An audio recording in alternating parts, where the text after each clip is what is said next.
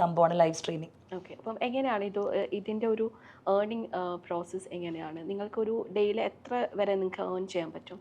അത് എന്താ പറയുക, തരക്കേടില്ലാത്ത എമൗണ്ടാണ്. 2.5 വർഷമായിട്ട് ലൈവ് സ്ട്രീമിംഗ് തന്നെ ചെയ്തുകൊണ്ടിരിക്കുന്നുണ്ട്. എൻ്റെ മെയിൻ ഇൻകം സോഴ്സ് അതാണ്. അപ്പോൾ നമുക്ക് ഒത്തിരി കമൻസ് ഇങ്ങനെ വരും, ഇവക്ക് ദുബായിൽ എന്താ ജോലി, ഇവള് ഇത്രയും അതായത് ഫ്ലാറ്റ് എടുക്കുന്നു, കാർ എടുക്കുന്നു, അപ്പോൾ ഇവക്ക് ജോലി, നാട്ടിൽ വീട് പണിയുന്നു, ഇവിടെ മിനി കൂപ്പർ. അപ്പോൾ ഇവക്ക് ജോലി ഇല്ലാതെ, അതായത് 10-50 വർഷമായിട്ടും 25 വർഷമായിട്ട് ഇവിടെ വന്ന് കഷ്ടപ്പെട്ട് എടുക്കുന്ന പ്രവാസികൾക്കിനേക്കാളും ഇവള് പെട്ടെന്ന് വന്നിട്ട് എങ്ങനെ സെറ്റിലായി, ഇവക്ക് എന്താ ജോലി, ഇവള് വേറെ എന്തെങ്കിലും പരിപാടിക്കാണോ പോകുന്നത് എന്നൊക്കെ പറഞ്ഞ് ഇങ്ങനെ ഒരുപാട് കമൻസ് വന്നപ്പോൾ ഞാൻ ആക്ച്വലി ലൈവ് സ്ട്രീമിംഗ് എന്ന് പറയുമ്പോൾ അത് എത്രത്തോളം ആളുകൾ അക്സെപ്റ്റ് ചെയ്യുന്നു നമുക്ക് അറിയില്ലല്ലോ. അല്ലെങ്കിൽ അവർ വിചാരിക്കും ലൈവിന് ഇത്രയും ഏൺ ചെയ്യുന്നുണ്ടോ എന്നുള്ളത് വിശ്വസിക്കാനും ചാൻസ് ഇല്ല. സോ അന്ന് ഞാൻ എൻ്റെ ഒരു ഫ്രണ്ട് പറഞ്ഞിട്ട് ഞാൻ ജസ്റ്റ് കയറി പറഞ്ഞ റിയൽ എസ്റ്റേറ്റാണ് ചെയ്യുന്നത് എന്ന് പറഞ്ഞ. പിന്നെ ആ ഇൻ്റർവ്യൂ കൊടുത്തതിന് ശേഷം ഇവിടെ വന്നിട്ട് കംപ്ലീറ്റ് ട്രോളും കംപ്ലീറ്റ് ഏത് വീഡിയോ ചെയ്താലും റിയൽ എസ്റ്റേറ്റ്, സ്ഥലക്കച്ചവടം. ആ സ്ഥലക്കച്ചവടത്തിന് വേറൊരു ഡബിൾ മീനിങ്ങും കൂടി ഉണ്ട് കേട്ടോ. അവരതും ആക്കിയെടുത്തു. നമ്മൾ റിയൽ എസ്റ്റേറ്റ് എന്ന് ഉദ്ദേശിച്ചത് അങ്ങനെ, പക്ഷെ അവരത് വേറെ രീതിയിൽ സ്ഥലക്കച്ചവടം ചെയ്തിട്ടാണ് ജീവിക്കുന്നത്, ത്രികോണാകൃതിയിലുള്ള സ്ഥലക്കച്ചവടം. അപ്പം അങ്ങനെ വേറെ ഭയങ്കര വൾഗർ രീതിയിലൊക്കെ അവർ കമൻറ്റ് ഇട്ടു. അപ്പോൾ ഞാൻ ഈ ഒരു ഇൻ്റർവ്യൂ ഇന്ന് ഞാൻ അറ്റൻഡ് ചെയ്യാൻ കാരണം തന്നെ ഇതൊന്ന് ഓപ്പൺ ആയിട്ട് പറയാമെന്ന് വിചാരിച്ചിട്ടാണ്. അതായത് എൻ്റെ ഇൻകം സോഴ്സ് ആണ് എല്ലാവർക്കും അറിയേണ്ടത്. നമ്മൾ ലൈവിൽ ഇരിക്കുമ്പോഴും വീഡിയോ ചെയ്യുമ്പോഴും ഇവളുടെ ജോലി എന്താ, ഇവളുടെ വരുമാനം, സോഷ്യൽ മീഡിയയിലെ വലിയൊരു വിഷയമാണ് എൻ്റെ ജോലി എന്താണെന്നുള്ളത് ടിക്ടോക്കിൽ ഇൻസ്റ്റയിൽ വലിയൊരു പ്രശ്നമാണ്, എല്ലാവർക്കും അറിയേണ്ട കാര്യം. അപ്പോൾ ഞാൻ ഇന്ന് ഇൻ്റർവ്യൂ ചൂസ് ചെയ്യാൻ തന്നെ കാരണം ഈ ഒരു കാര്യം എനിക്ക് ഓപ്പൺ ആയിട്ട് പറയാൻ വേണ്ടിയിട്ടാണ്. 2.5 വർഷമായിട്ട് ഞാൻ ടിക്ടോക്കിൽ ഗെയിമിൽ ഭയങ്കര ആക്റ്റീവാണ്. എങ്ങനെ പോലെ ഒരു 4-5 മണിക്കൂർ ഒരു ദിവസം നമ്മൾ സ്പെൻഡ് ചെയ്യുന്നുണ്ട്. അതിനനുസരിച്ചുള്ള വരുമാനം ഞാൻ ഉണ്ടാക്കുന്നുണ്ട്. ഞാൻ മാത്രമല്ല, എനിക്ക് തോന്നുന്നു ഒരുപാട് ഇപ്പോൾ ഒരുപാട് ക്രിയേറ്റേഴ്സ് ഇപ്പോൾ മെയിൻ ആയിട്ടുള്ള ഒരു പ്ലാറ്റ്ഫോം പോലെ ലൈവ് സ്ട്രീമിംഗ് എടുക്കുന്നുണ്ട്. പക്ഷെ ഇത് മുമ്പ് പറയാൻ നാണക്കേടെന്ന് വെച്ച് കഴിഞ്ഞാൽ ഇത് എത്രത്തോളം പബ്ലിക്കിന് അറിയാവുന്നുള്ളൊരു പ്രശ്നം ഉണ്ടായിരുന്നു.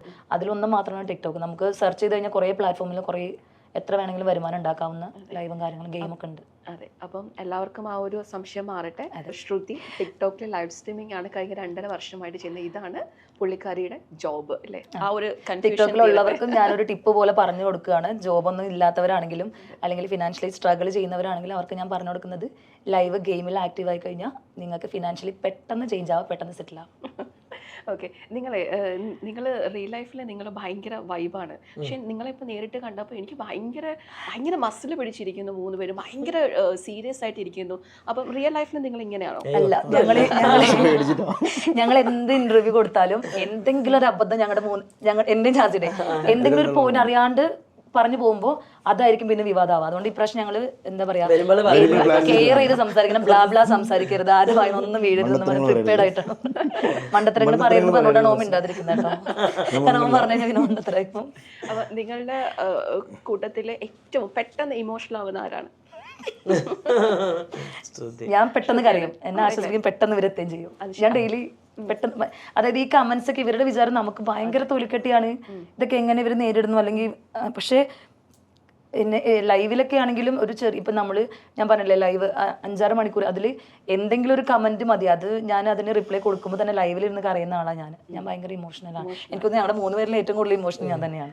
കുറച്ചുകൂടെ സ്ട്രെങ്ത് ആർക്കാണുള്ളത്? സ്ട്രോങ് ഞാൻ ആരെന്ത് പറയാൻ തകരൂല. എനിക്ക് നല്ല തൊലിക്കട്ടിയുണ്ട് ഉള്ള കാര്യം പറയാം. ജാസിക്ക് എന്തെങ്കിലും പ്രശ്നം വന്നിട്ട് ജാസി കരഞ്ഞു തുടങ്ങിയാലും ജാസി ചിലപ്പോൾ 2 മിനിറ്റ് ഓക്കെ ആയാലും എൻ്റെ കാര്യം ചിലപ്പോൾ തീരുവില്ല, ഞാനൊക്കെ കരഞ്ഞോണ്ടിരിക്കാം. കാരണം ഞാൻ ചെറുപ്പം മുതലേ ഈ ഒരു ബുള്ളിങ് അനുഭവിക്കുന്ന വ്യക്തിയാണ്. അപ്പോൾ അതുകൊണ്ട് ഞാൻ കുറേ പിടിച്ച് നിന്ന് അങ്ങനെ വന്ന. ഇപ്പോഴും ഓരോ നെഗറ്റീവ് പറഞ്ഞിട്ട് എന്നെ ആൾക്കാരെ താഴ്ത്തുന്നുണ്ട്. ഈവൻ ഇപ്പം എൻ്റെ ഷോപ്പിനടക്കം ബാധിക്കുന്ന രീതിയിൽ പല നെഗറ്റീവുകളും ആൾക്കാർ അടിച്ചിറക്കുന്നുണ്ട്. അപ്പോൾ ഇതൊക്കെ വിഷമിച്ച് നമ്മളങ്ങനെ ഇരുന്ന് കഴിഞ്ഞാൽ ഞാൻ എന്നെ ഡൗൺ ആക്കുന്ന രീതിയിൽ എനിക്ക് ഫീൽ ചെയ്യാം.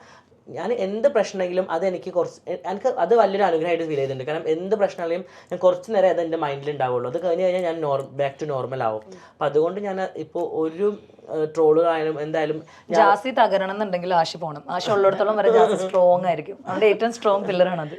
ആശയാണ്. നിങ്ങളുടെ തമ്മിലുള്ള ഈ കോൺഫ്ലിക്ട്സ് ഉണ്ടല്ലോ, ഡിസഗ്രിമെന്റ്സ്, അതൊക്കെ നിങ്ങൾ എങ്ങനെയാണ് സെറ്റ് ചെയ്യുന്നത്? ഈവൻ എപ്പോഴും ആശി ഭയങ്കരമായിട്ട് ഇപ്പം ഞാൻ പ്രശ്നമായിട്ടിരിക്കുകയാണെങ്കിലും ആശി വന്നത് മിണ്ടാൻ ശ്രമിക്കാറുണ്ട്. ഇപ്പം ഞാൻ അങ്ങോട്ട് പോകാറുണ്ട്. പിന്നെ ഞങ്ങൾ രണ്ടാളും വൈബ് ഓൾറെഡി ഏകദേശം ഭയങ്കര സെറ്റാണ്. മീൻസ് ലൈക്ക് ഒരു ഭയങ്കര ഫ്രണ്ട്ഷിപ്പ് ബോണ്ട് പോലെയാണ് ഞങ്ങൾ. നല്ല അങ്ങോട്ടും ഇങ്ങോട്ടും എല്ലാ കാര്യങ്ങളും ഷെയർ ചെയ്യും. പിന്നെ ഇവൻ എന്ത് കള്ളത്തരം ചെയ്താലും ഞാനത് പിടിക്കും. ഞാൻ എന്ത് കളർ ഇവനത് പിടിക്കും. അത് മീൻസ് ഇവൻ്റെ മുഖത്തുനിന്ന് എനിക്കത് ഭാഷിക്കാൻ പറ്റും. അല്ലെ ചില സമയത്ത് ഞാൻ സുധീരോട് പറയും, അതെ ഇന്ന് ലൈവിൽ എന്തോ നീ ഇന്ന് ലൈവില് ഏതൊരു പെണ്ണ് അല്ല സംസാരിക്കും ഞങ്ങള് പുറത്ത് പോയിരിക്കും. അപ്പോ ഈ പുറത്ത് ഒരു അരമണിക്കൂറൊക്കെ ഇവന്റെ അടുത്ത് മാറിയിരിക്കുമ്പോഴേക്കും ഇവർക്ക് ഭയങ്കര ടെൻഷനാണ്, ഇവൻ വേറെ കിളി പിടിക്കും എന്നുള്ളത്.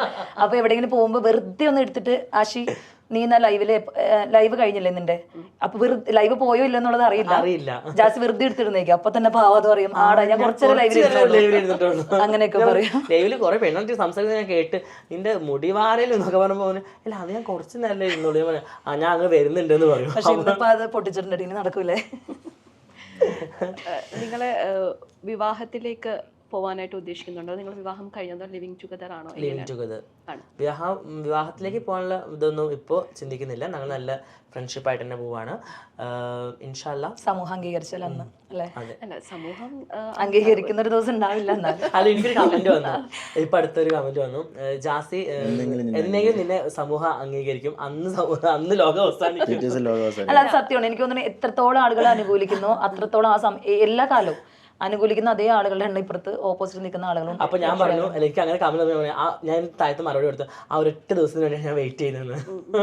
ഈ എനിക്ക് രസമായിട്ട് തോന്നിയത് ഭയങ്കര വിഷമമാണ്, അങ്ങനെ കുറെ റീൽസ് വരാറുണ്ടല്ലോ, അതിനൊക്കെ ആ ഒരു പാട്ടുണ്ടല്ലോ പൊന്നുസഖി, അതിലേക്ക് എങ്ങനെയാ വന്നത്? അങ്ങനെ ഒരു മറുപടി കൊടുക്കാൻ സത്യം പറഞ്ഞാൽ ഞാനൊരു ദിവസം ഇങ്ങനെ വീഡിയോ ചെയ്തുകൊണ്ടിരിക്കുകയായിരുന്നു.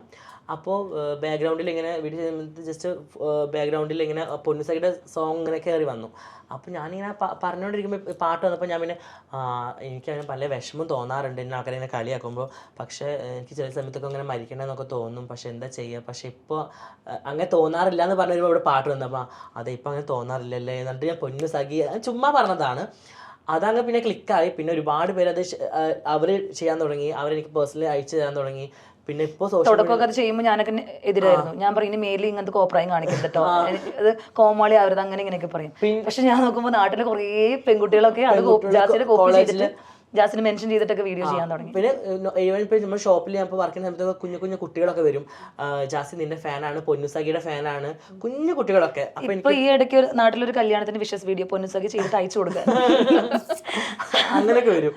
ഒരു വിഷസ് പറഞ്ഞു തരുമോ, ബർത്ത്ഡേ വിഷസ് ആണ് ലാസ്റ്റ് പൊന്നുസഖി പാടണം, അല്ലെങ്കിൽ കല്യാണ വിഷസ് ആണ് ലാസ്റ്റ് പൊന്നുസഖി പാടിയിട്ട് അയച്ചു തരുമോ, അങ്ങനെയൊക്കെ വരുന്നുണ്ട്. ബ്രാൻഡിങ് സോങ് ആയിട്ട് മാറി.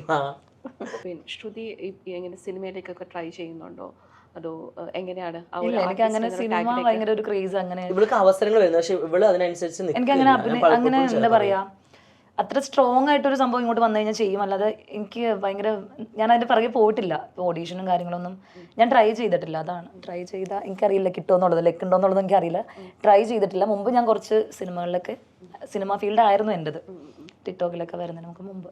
പക്ഷെ അതൊരു ക്രേസ് ആയിട്ട് എനിക്ക് ഇതുവരെ തോന്നിയിട്ടില്ല. ചിലപ്പോൾ നല്ലൊരു സംഭവം കിട്ടിക്കഴിഞ്ഞാൽ ചെയ്യും അങ്ങനെ.